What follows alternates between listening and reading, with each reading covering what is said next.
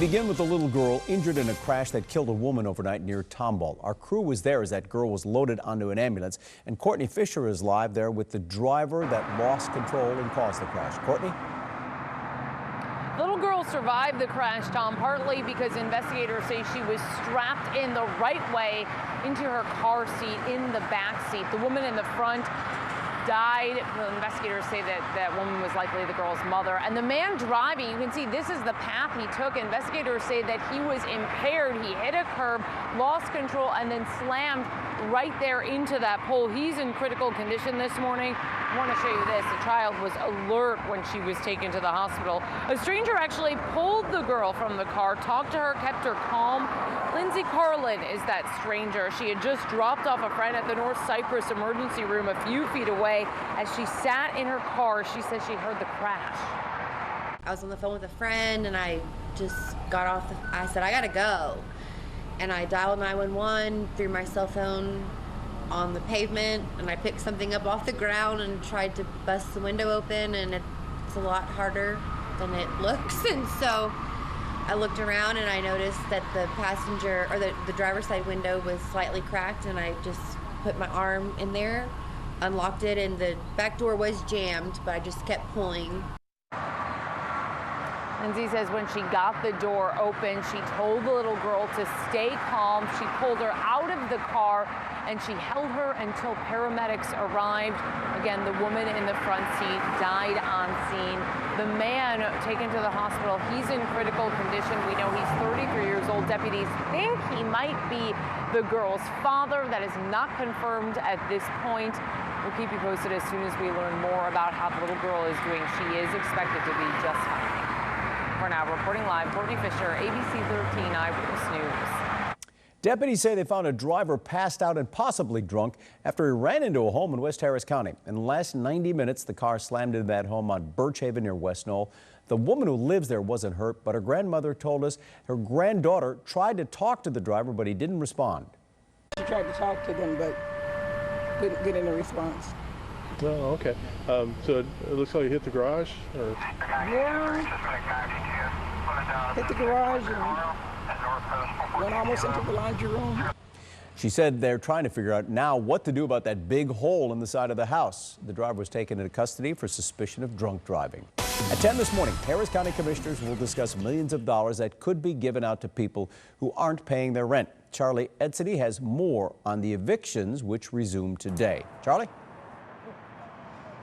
Hey, good morning to you, Tom. Well, $30 million and what to do with it. That's a pretty big question. And as you mentioned, Commissioners Court going to be in session at 10 o'clock this morning trying to figure out what to do. And so let's go back a little bit. Let's walk you through what's going on here. Back in mid-March, when the pandemic was really starting to ramp up here in Texas, the state's Supreme Court put a hold on evictions in order to help people out who had just lost their jobs. Well, flash forward to this past Friday, the court then ruled that evictions could start back up today.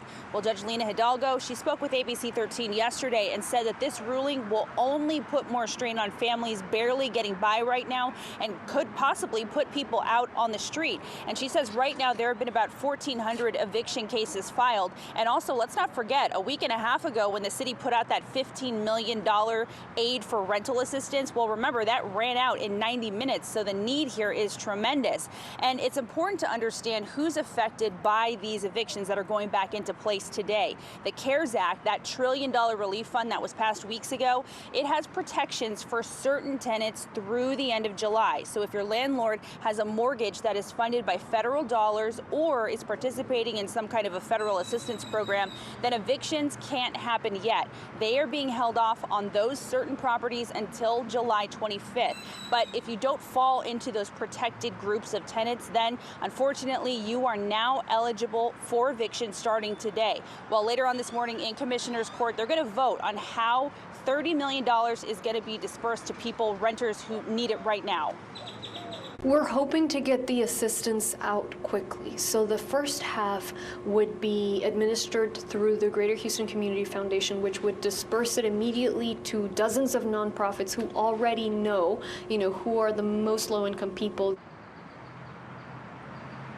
All right, so you just heard there the judge address the first half of the money and how it would be used. As for the second half, she wants it to be put aside for people to apply for, and then a lottery system would be used to pick and choose the people who it would eventually go to. And so again, this is all on the table at this point. They still need to vote on it, and Commissioner's Court going to get started at 10 o'clock this morning, and of course, we're going to be there. Charlie Edsity, ABC 13 Eyewitness News.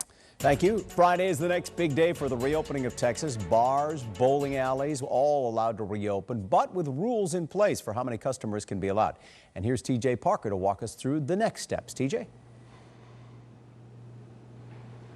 Hey, good morning, Tom. Yeah, we're going into phase 2 of the governor's reopening plans. Governor Greg Abbott making that announcement yesterday on what's next to open up here in Texas. Based on the advice of the best medical doctors, as well as a team of outstanding business leaders, I'm proud to announce that businesses that can open up today. Now, that was the governor making the announcement yesterday. Under phase 2, restaurants will be allowed to open to 50% capacity.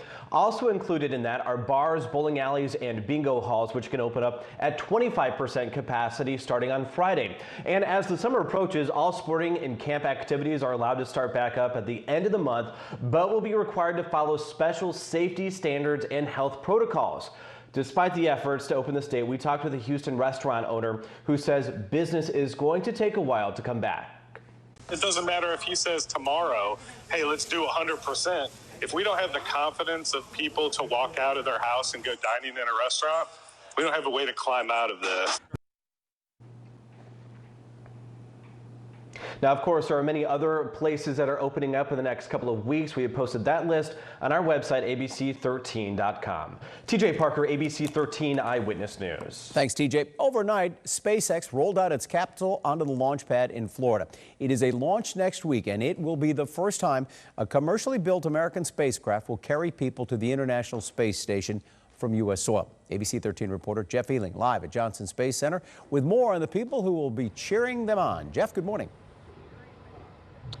Good morning. Lots of people here at the Johnson Space Center getting ready to cheer these folks on, and also family members of these astronauts who live locally. They are certainly getting ready to cheer them on, as our neighbors. More on that in the second. Mission getting closer and closer. An important step taking place in Florida overnight. NASA rolling out the Demo 2 Crew Dragon. It's commercially built American rocket built by SpaceX, and along with NASA, it's going to be the first time in years that an American rocket has taken American astronauts to the International Space Station. Right now, we're paying Russia to send our astronauts to the International Space Station. Astronauts on board the Crew Dragon are Doug Hurley and Bob Binkin. They have been training for this day here in Houston for quite some time, for years in fact. Binkin is from Clear Lake, and you can tell by the yard signs that his neighbors are super excited for this day to come. It is a culmination of a years-long process that brought SpaceX and NASA together. The launch scheduled for next Wednesday, and it comes at a time when the nation and certainly the world could use a whole lot of good news. ABC reporter Gio Benitez spoke with the wives of the astronauts making this historic trip. I think it's very inspiring. It's something to look toward, and it is, it might sound corny, but it's kind of a reminder of how when a team of people with a goal really pitches in and works hard together, it's not solved in a week. This has been a 5-year endeavor. This is a hard problem. And here we are 5 years down the road about to launch people again from the United States. Astronauts spending their last few hours with their families before finally heading themselves to Florida and the Kennedy Space Center. Next important step is going to come May 21st. That is Thursday. That's when we find out from Mission Control if this mission is a go or no-go for launch next Wednesday. Reporting live, Jeff Ealing, ABC 13 Eyewitness News. Thank you, Jeff. And just in time for the Memorial Day weekend, Big Rivers Water Park in New Caney is opening Saturday.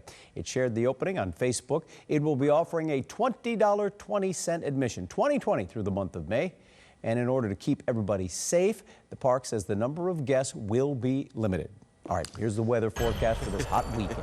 You know what? That water looks really appealing, Tom. Going to be hot today and hot through the next several days. Those of you tuning in, if you remember yesterday, pretty warm, even warmer today. Get ready for a heat index near 100, actual air temperature near 95. at least tying, if not potentially breaking the record set back in 03. It was also 95. 100 degrees today is what it's going to feel like outside. 103 in Corpus, 104 in Del Rio. Another hot day then in store for tomorrow. Here's what I've done. I've dropped rain chances off of Thursday. I think it's going to be too isolated and mainly to our west. 20% chance on Friday. Leave it in 30% Saturday. But then I've increased chances to 60% for Memorial Day. Thunderstorms are likely. Some could be on the heavy side. So is next week. Rain chances almost every day. We'll have to watch it closely, but enjoy these next couple of days. Just stay cool and stay well. It is going to be hot out there. 95 with a heat index of 100. All right. Thanks for joining us. We hope you have a great Tuesday.